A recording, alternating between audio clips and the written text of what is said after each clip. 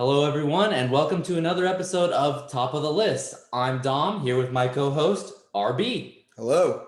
Of course, we're going to be discussing the season finale of Falcon and the Winter Soldier.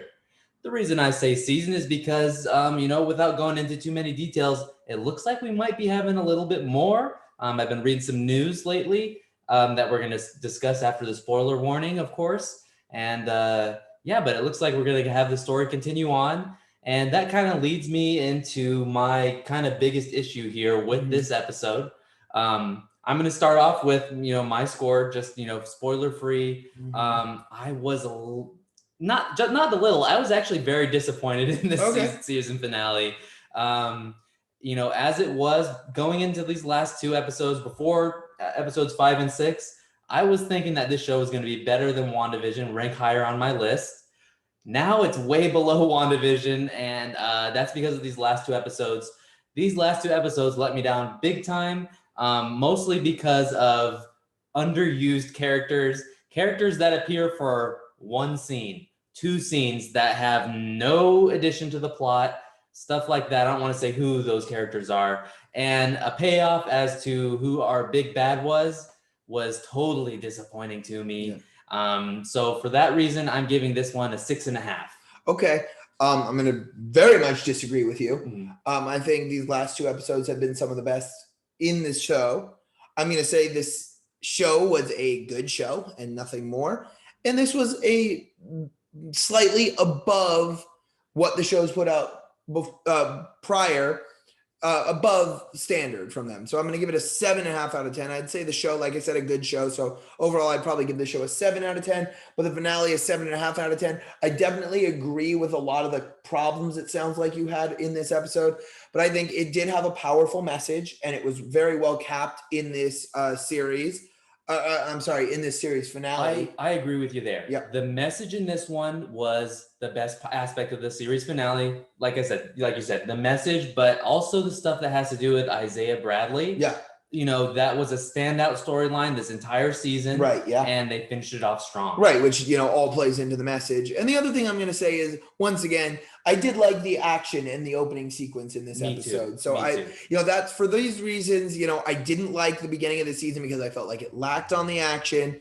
I felt like the message was unclear. And I do think by the end, these final 2 or 3 episodes, the action definitely picked up and the message definitely became more and more clear. And finally, as you said, came to a head. Yeah.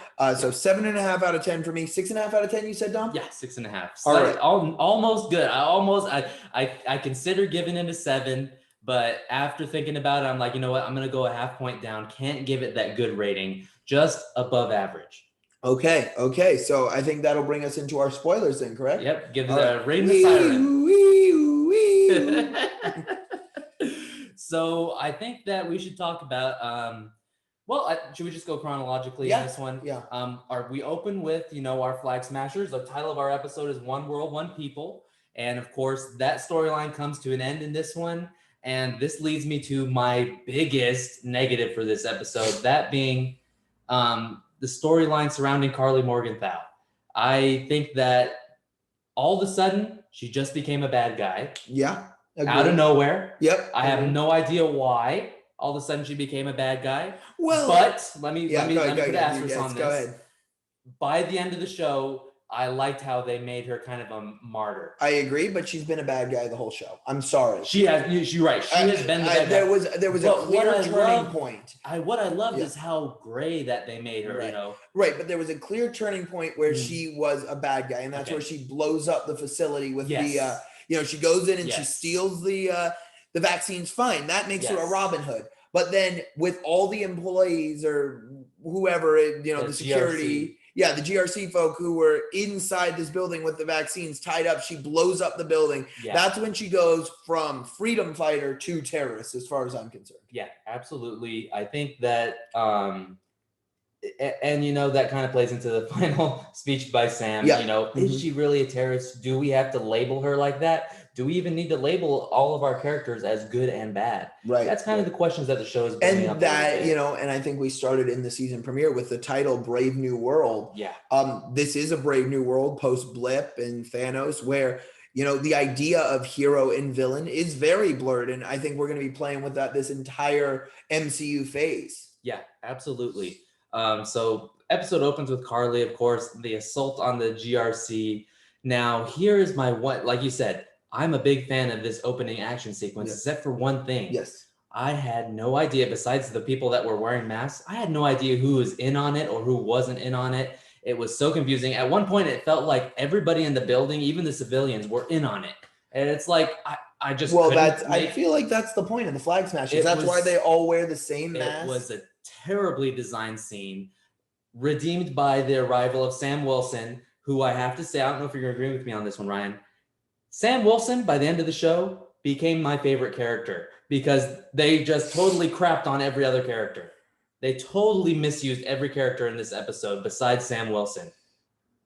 And Isaiah Bradley. I agree. But, we're looking at, our quote unquote superhero and supervillain characters. Yeah. Carly Morgenthau, John Walker underused, Bucky underused, Sharon Carter underused, Zemo underused.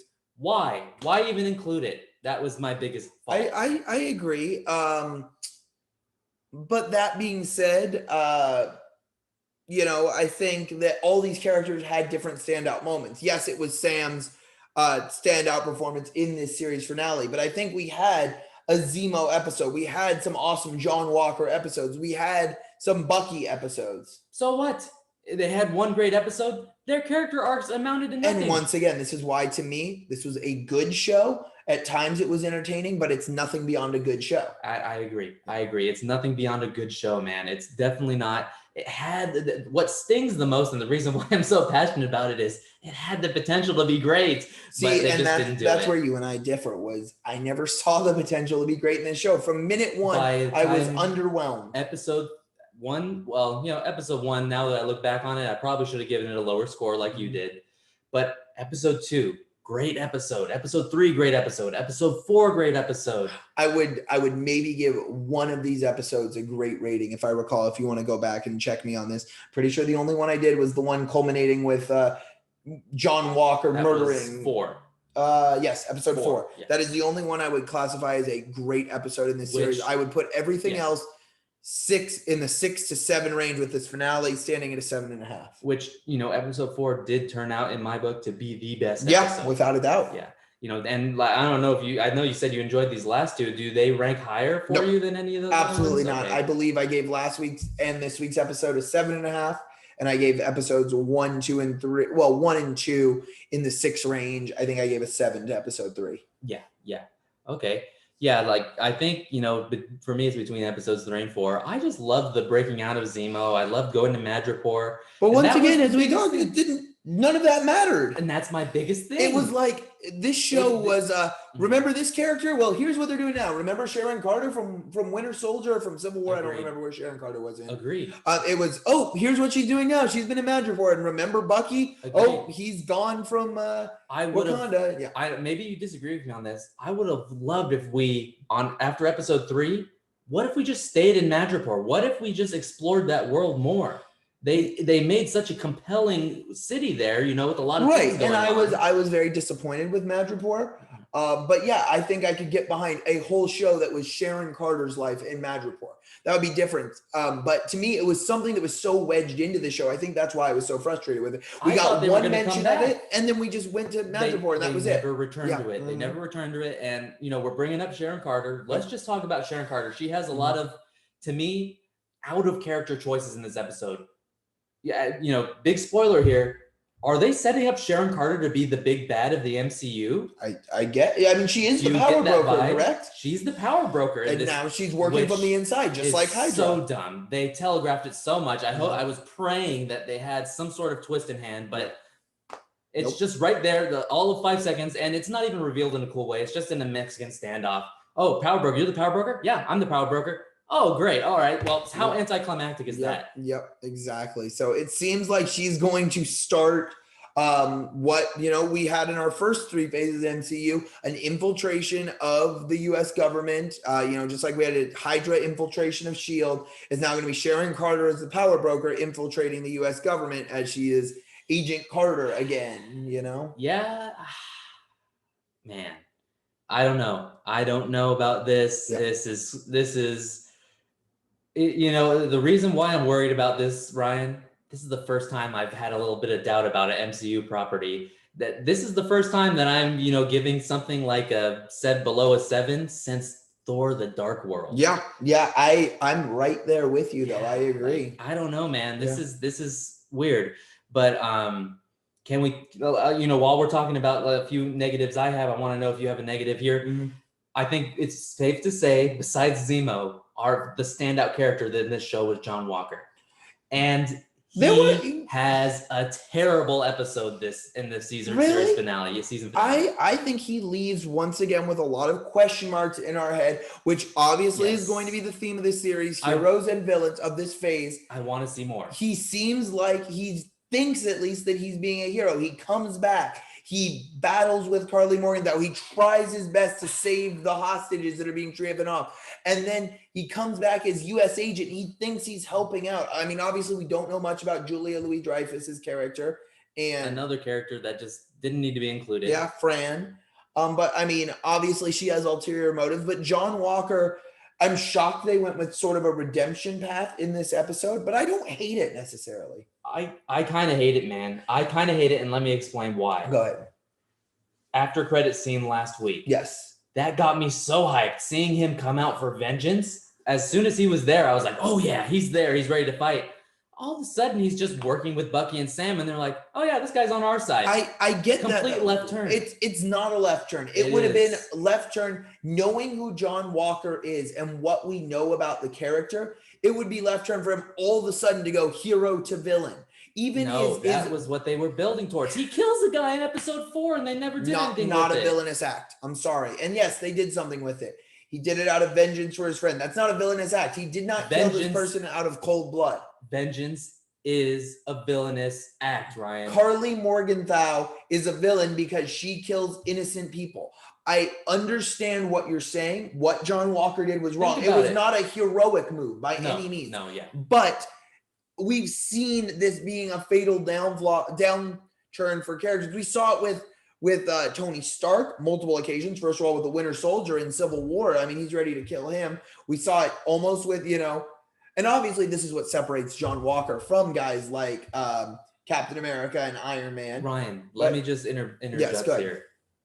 That's the whole point of Civil War. Vengeance, that's the entire message of the movie, is vengeance is not the right path. It is the path of a non-hero, a villain. I understand. And that is why it's so powerful when we see Tony Stark just take that turn and try to take out vengeance on Bucky. That's why Black Panther in that movie, his whole character arc was he wanted revenge for Zemo killing his father. And then by the end, he has to accept, no, that's not the right thing to do. Revenge is wrong. And that's what the entire MCU has been building towards. And I agree with you. And that's why John Walker is not a hero. But John Walker is not a superhero, but John Walker is a hero. And it would have been full 180 for him to go from U.S. hero, multiple Medal of Honor winning U.S. hero to villain like that. I think he's going to be duped into it. Even then, man, I don't know. He said that he didn't even deserve those Medal of Honors because he still let all those civilians die, and there was that hint to that. Because he holds himself to a higher standard, another heroic attribute. He has flaws. He is human, just like all of our superheroes. I think that there's something there we haven't seen, and they didn't touch on it, which is another negative. Like I said, what I wanted, and they should have given it to us, was an entire episode dedicated to John Walker, and we never got it. But here's the thing that I'm just going to put out there. I feel, these complaints are similar to complaints we had about WandaVision in the fact that these shows are just series to set up the next films. Yeah, but WandaVision at least had a great character arc.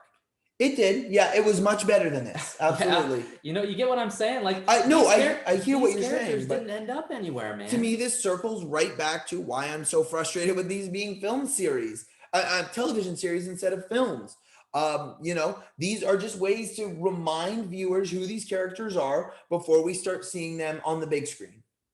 Yeah, I guess I can kind of see that. And like you said, man, maybe this should have been a movie. And, it seems like they are going to now at the end of the episode, we see Captain America and the Winter Soldier. Maybe that's our next movie. Maybe that's our next MCU property. We'll see. But Yeah, man. I don't know. John Walker just seems so underserved in this one. Yep. And the biggest thing to me was he's out there, he's trying to kill Carly. In our literally the last episode, Sam and Bucky kicked his ass. And they totally, disrespected him. He's been what do you call it? Dishonorably discharged by the US government. And then all of a sudden, Sam and Bucky are there. He shows up. There's not even a single line to say, whoa, should we trust this guy? Whoa, is this guy, on our side? They just accept it. They just say, okay, he's here to help. I'm sorry. He was helping. And at that point where they needed the help they could get. I wanted a line. I wanted some sort of reassurance, some sort of thing. They just out of the blue accept that he's good again. No, I do not like that. And, I do have to say, as far as John Walker goes, I really did like to see him save those people on the bus. Yeah. A very well executed moment there. I like that. But I don't know, man. Like you said, they're just setting up a U.S. agent show or something like that. Or him as a villain in one of the upcoming films. Agreed. Or he could be in, he might be a main character in Secret Invasion, which is going to deal with, S.H.I.E.L.D. and all that stuff again. So, right. That could be, our character Fran, Julia Louis-Dreyfus's character. I don't know. So that I'm mixed on U.S. agent. I'm very, very mixed. Julia Louis-Dreyfus, while you bring it up, I don't know why they included her. Just a cameo. To introduce a new character, as far as I'm concerned. Just to set up another character. Yep. So we're not completely blindsided by who's the new character when we're watching these in the theaters in 2022 and 2023 and 2024. It's that was the woman who made John Walker U.S. agent from Falcon and Winter Soldier. Maybe a minute and a half of screen time. That's it. Yep. You're telling me they couldn't have put that minute and a half in the movie? No, because they paid to make these series and put them exclusively on Disney Plus. Terrible decision. Why even include it at all? Right. Terrible. I don't. Decision. Yeah, you're correct. Yeah. So let's see. Did we covered? Another. I'm just gonna list off my disadvantages and you rebut me. Okay. Zemo. We didn't get any reasoning as to why he set up this bombing at the end. He just shows up for one scene and you were like, oh yeah, he made sure all the rest of the super soldiers were dead. Okay, yay, that's it for Zemo. I didn't even get that. He was the one who set up the bombing? Yeah. I had no idea. You didn't know that? That was his butler that killed that. Oh, that's who that was? Yeah. Okay, I thought that was someone related to the power broker. No. Okay, got it. That was Zemo. And then Julia Louis-Dreyfus says, oh, looks like Zemo handled it for us. Yeah, okay. Yeah. So very disappointed with the way they handled Zemo in the end. Big negative for me there. Do you have any other negatives you want to bring up, RB, or do you want to go to positives now? Yeah, I don't think I have any other negatives. You hit on a lot of them. Like I said, I think my biggest flaw, like the same for you, underserved characters, especially John Walker, who was a favorite of mine throughout this series. Carly Morgenthau, another favorite of mine that, didn't get that great of a death, just kind of shot from behind in the back. Yeah. Can I just say, Carly Morgenthau got a really crappy death. Yeah. That final sequence where they finally hunt her down, and she's about to kill Sam. There was a great moment there where Sam could have really shown his true character. Sharon Carter takes it away from him and just kills her. Yep. I don't know. I'm kind of disappointed with that as well. So good. Thanks for bringing that up. Yep. But yeah, man, I think just overall, it's just the fact that you want to go ahead. I've got one more. Sorry. It just got to me. Something that I thought was really underserved was Bucky's book. Yeah. I thought that was something that in the series premiere, that was my one redeeming factor from that episode, was that could be a great storyline for Bucky. And we see it introduced in the very first episode. Yes. And then we see it in the finale here with he leaves it with his therapist saying, I finished the book. Thanks so much. Bucky's character was another one that was underserved in my book. the whole series. Yeah. I can't believe they did it, man. I don't know why. He has a crush on Sam's sister. I thought that they were going to go somewhere with this. Those first few episodes led us to think that, okay, we're going to be going somewhere with this, but it turns out it didn't. Right. And yeah, I mean, maybe we should go into positives and then I'll end on like my general overview of what's going on. Right. So we talked about our positive. The action scenes were cool. Yeah. Like I said, confusing for sure, but well choreographed and well stunted. My other biggest positive, as I talked about, was the message. And that's what's behind the whole show, and a very, very powerful message. And the way we wrapped up the story of Isaiah, really great to see that awesome scene where we go back to the museum and Sam shows him. So now America won't forget what you did. The scene in the museum, man, I was tearing up. It Me is too. so Absolutely. powerful. Yes. That is the reason why I didn't give this one below a 5 or anything. They really knocked it out of the park with Isaiah Bradley. Yeah. And even before that, though, the powerful message in this show, the cameo given by Sam on the news cameras. You use the term, I think he said use terrorist or thug, just to hide behind the reason of why these people are doing their actions. It was just a really powerful line given, and a whole speech given there by Sam to oppose, who I guess aren't really our good guys, but who our bad guys' main suppressors are in the GRC. Basically, Sam's message is, you can't just put people in boxes like that. That's not how the real world works. It's a lot more complex than that. And I love that message. And that was a really powerful scene. And, there's a lot of great scenes. I feel like every scene that Sam was in was really good for the most part, except for like that ending part with Carly. Yeah. I just think that the action with Sam was awesome. How do you feel about the new suit? I mean, they say he's Captain America. I mean, so does Captain America, just whoever has the shield is Captain America? Because as far as I'm concerned, he's the Falcon. He's still the Falcon. He's wearing stars and stripes. But I mean, by that token, wasn't when Don Cheadle came out in the pimped out USA War Machine suit when he was Iron Patriot? So he was just mechanical. Who Captain carries America? the shield? It's like, who has Thor's hammer? Okay. Thor. That kind of thing. Yeah. Whoever has Thor's hammer holds the power of Thor. Right. And that's kind of what it is. And Captain America's shield holds that same representation. Now, the reason why I think they still give him wings is because he's not a super soldier. No, he's not. He needs technology. He's like a combination of Captain America and Iron Man. And Iron Man, yeah, I see that. But he's still Falcon, Yeah. I mean, I don't necessarily understand the evolution he underwent.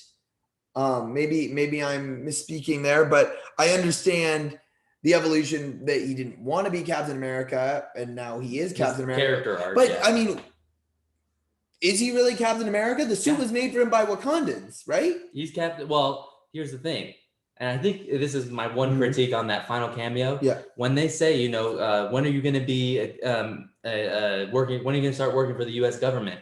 He should have said something like, Captain America doesn't work for the U.S. government. Captain America represents America. Right. Something like that. Like, he's a symbol for America, but he doesn't work for America. Right. They needed to clarify that because that is what Steve Rogers was. He didn't work for America. Well, he did in the 1940s, yeah. But after that, he didn't work for America. He represented the best of what America could be. Well, can I rebut that real quickly? Yeah. He did work for America until the dissolution of S.H.I.E.L.D. because S.H.I.E.L.D. was really Hydra. Yes. S.H.I.E.L.D. was a U.S. government. Winter Soldier. Yeah, Winter Soldier. Exactly. Yeah. And then we go into Civil War where, things are starting to crumble with the Sokovia Accords. Totally. Yeah. Totally. Good point, Ryan. So maybe I should just give my general idea here. So maybe you agree or disagree with me on this. To me, it feels like, in the end, I love the action scenes. I love watching action. But to me, I think maybe you'll agree with me on this because you tend to like the stories more in these shows over the action. It seems like whenever they focused on the story, whenever we got just a lot of scenes with a lot of story, with a lot of character development, that's when the show was best. And usually shows that only focus on character development and story are slow. This was the show's biggest advantage. And then in this episode, they just said, let's just go all action. Yeah, I mean, let's go all action. What you just said. Exactly. We had a lot of story development. And I wanted it to all come together, and it never did. It was, okay, here's 2 episodes that we're going to talk about Zemo. He had character development. Now he's done. Here's 2 episodes about Sharon Carter. Now she's done. I mean, and like I said, all I can say is I guess they're just setting them up for where they had been the past 5 years, where they are now. And here's what's going to happen in the next film. They're going to appear. So, You put it perfectly, Ryan. You put it very, very perfectly there. You hit the nail on the head. They set all these pieces in place. And it didn't add up to anything. Right. That's the biggest vice of this show. I think that's what we can say about that. But in the end, Sam's character arc to become Captain America, no matter how you feel about the new suit, no matter how you feel about whether or not he actually is Captain America or not, it was very cathartic to see the people say, how about that line? The old guy says, yeah, that's Black Falcon. He says, no, that's Captain America. Yep. That was awesome.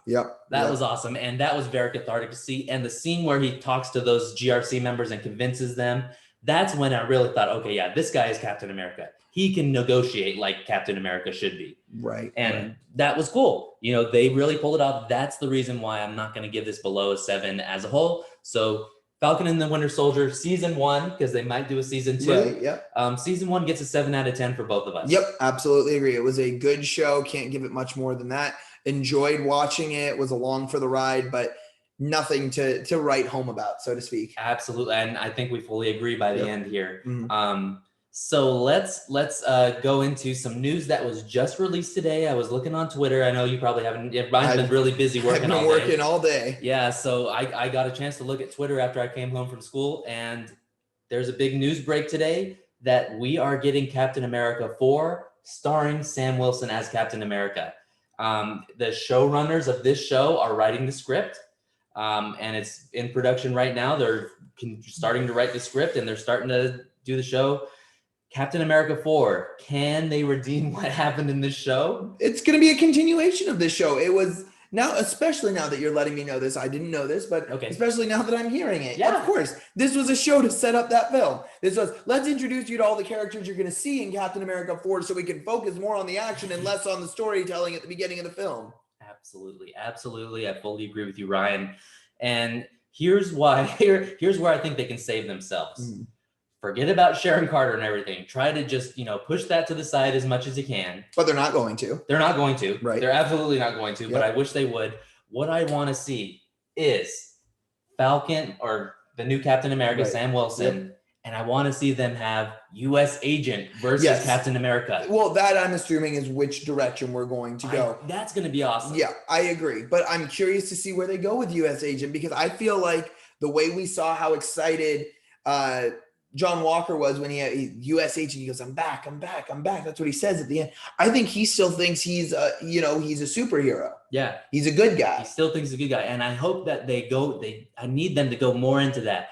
What's going to push this guy over into realizing maybe I'm not quite the good guy that I am? Or is there going to be something? To me, in my head, it's going to be that he's going to be just more of a puppet for, Fran, who he thinks is working for the U.S. government. Right.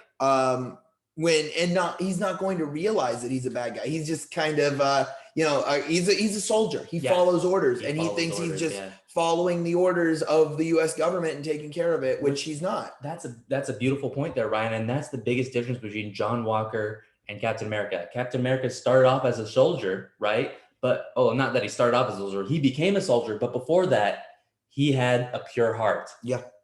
We just know that John Walker, all he is a soldier. He just knows how to follow orders. Mm-hmm. Captain America would defy orders if it meant that he knew what he was doing was right. And that's the biggest difference between those two guys. That's how he became Captain America, if I'm not mistaken. He was sort of a figurehead, and then something was going on. There was a siege or a raid at one of the places he was performing at, and he went into action and became a soldier. He defied orders. Yeah, exactly. That was the biggest difference, and I'm glad. I think we should end it on that. Yeah. That was kind of the sum of that guy's character. Yeah. So, guys. So go ahead and check out our most recent review on top of the list, our ranking of the MonsterVerse films, all the way from 2014's Godzilla to Godzilla versus Kong. So check that one out, guys. That's a really fun episode. We had a ball shooting that one. Fun one.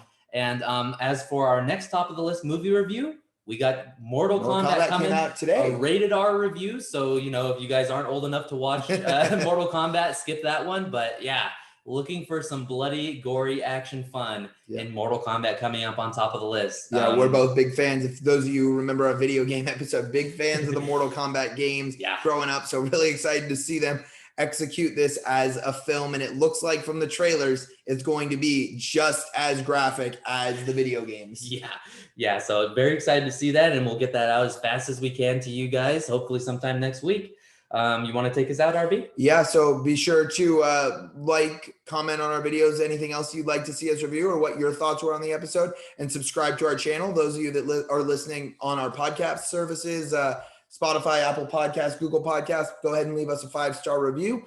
You can reach us on social media. You can see our tags down in the description. Give us a follow. Let us know what you think. Let us know any episodes you'd like us to film, or any questions you guys have about our opinions on recent film or television news. But beyond that, we'll see you next week on top of the list. Later, guys.